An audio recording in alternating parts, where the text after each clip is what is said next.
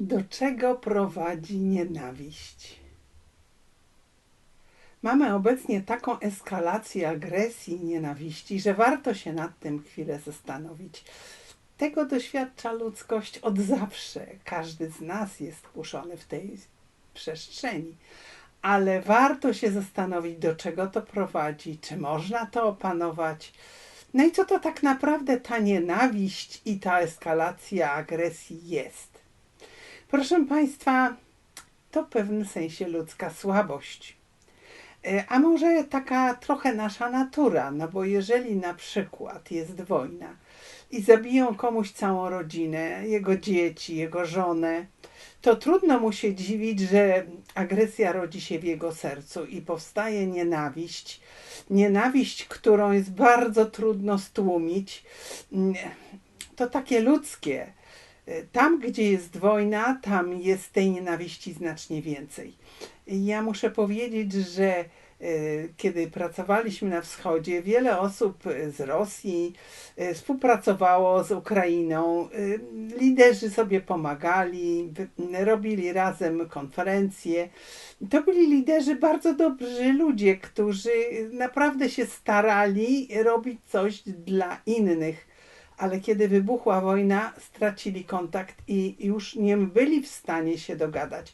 Narastała agresja, narastało poczucie krzywdy, narastało poczucie, no takie właśnie, które wywołuje wojna. To można ogólnie nazwać nienawiścią. No ale w wielu krajach wojny nie ma, a nienawiść narasta.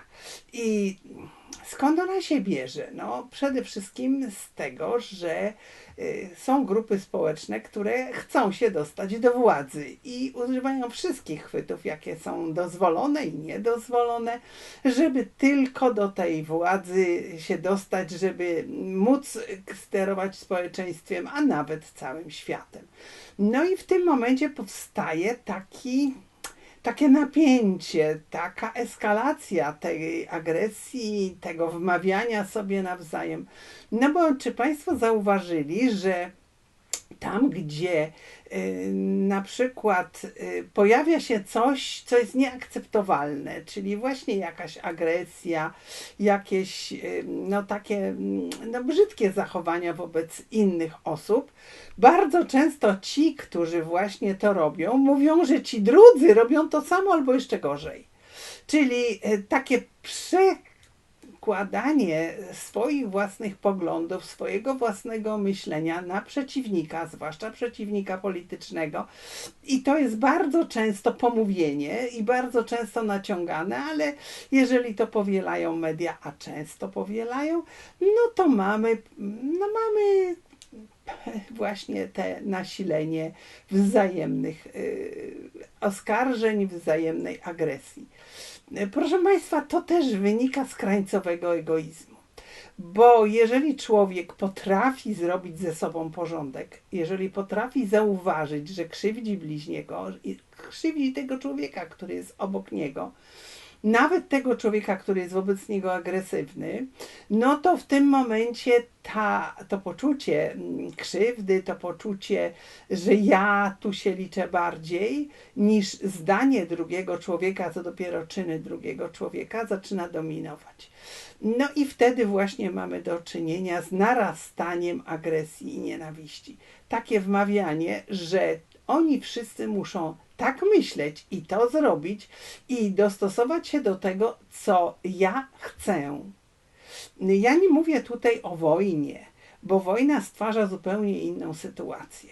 Ale kiedy społeczeństwo zaczyna być polaryzowane poprzez chęć zawłaszczenia przestrzeni publicznych i pozbawienia drugiego człowieka, tego człowieka, który ma inne poglądy na bardzo wiele spraw, ale który ma swoją godność i jest współobywatelem, no to w tym momencie właśnie zaczyna się eskalacja nienawiści.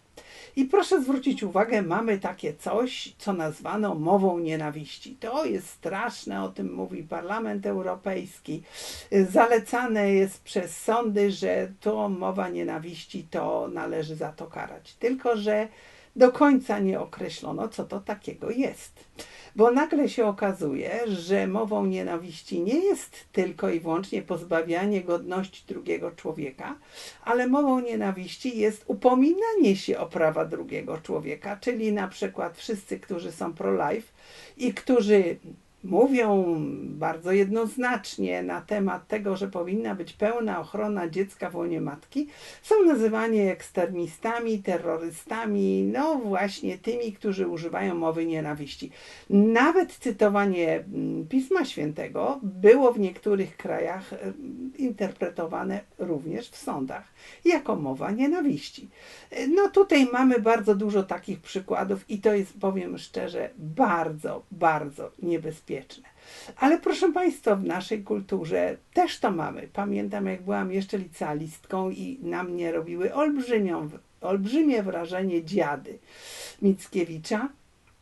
No i wtedy ta pieśń młodych ludzi,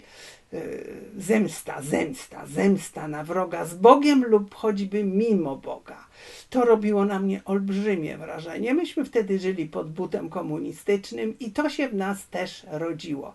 Ale zaraz potem była wielka modlitwa księdza Piotra, który z pokorą modlił się do Pana Boga o to, żeby móc wyprowadzić Polskę w taki sposób pozytywny, chrześcijański. No i to zostawało w naszych sercach. Czy młodzi dzisiaj czytają dziady? Kiedyś to miało wpływ na naszą przyszłość, na naszą historię. A dzisiaj, powiem szczerze, że nie wiem, ale mam poważne obawy, że to jakby poszło do lamusa.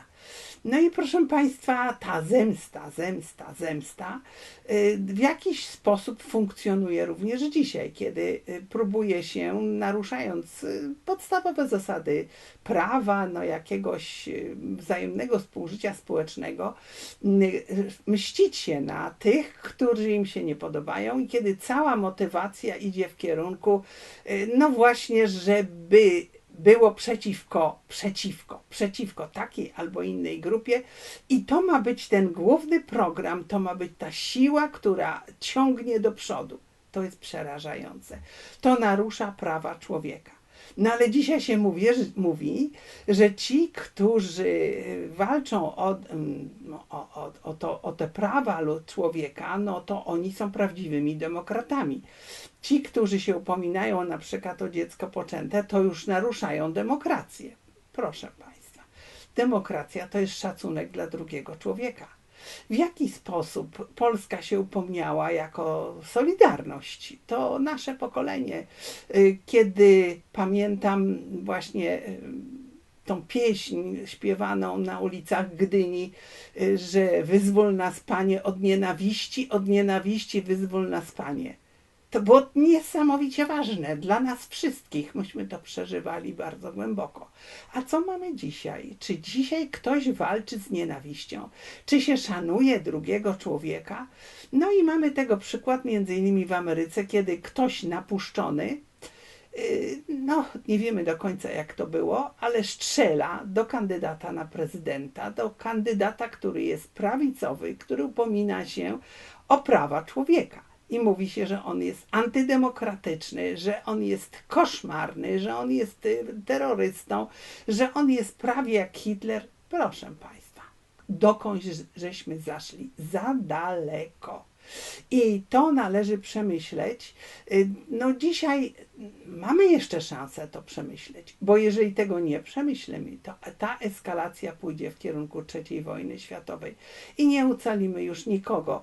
A dzieci rodzi się coraz mniej i znowu ci demokraci mówią, że trzeba zrobić wszystko, żeby ich było mniej, żeby się nie rodziły, żeby miały kobiety prawo do tego, żeby te dzieci pozabijać. Proszę Państwa, gdzie my żyjemy? Ale ekstremizm może się pojawiać po obu stronach. Może być także po stronie pro-life. To się zdarzało, że ktoś nie wytrzymywał i zaczynał być agresywny i do niczego dobrego to nie prowadziło. Absolutnie do niczego dobrego nie prowadziło. w tym momencie musimy się zastanowić, że tylko dobrem możemy zwyciężać zło i wrócić do tego, co nam tak starannie przypominał błogosławiony ksiądz Jerzy Popiełuszko. Tylko dobrem, tylko szacunkiem, tylko prawdziwą demokracją, która szanuje godność drugiego człowieka, zwłaszcza w Polsce, gdzie myśmy o to tak bardzo walczyli i wygraliśmy na pewnym etapie dziejów. Również dzisiaj powinniśmy do tego wrócić i chronić każdego człowieka, chronić jego godność, no i trochę powstrzymać czasami swoje reakcje, bo one nawet jeśli są uzasadnione, to jeżeli krzywdzą, to są złe. Dziękuję bardzo. Dziękuję Państwu bardzo. Nazywam się Ewa Kowalewska, jestem szefem Human Life International Polska. Zapraszam na naszą stronę internetową www.hli.org.pl. Tam znajdziecie Państwo wiele informacji bieżących. Do zobaczenia.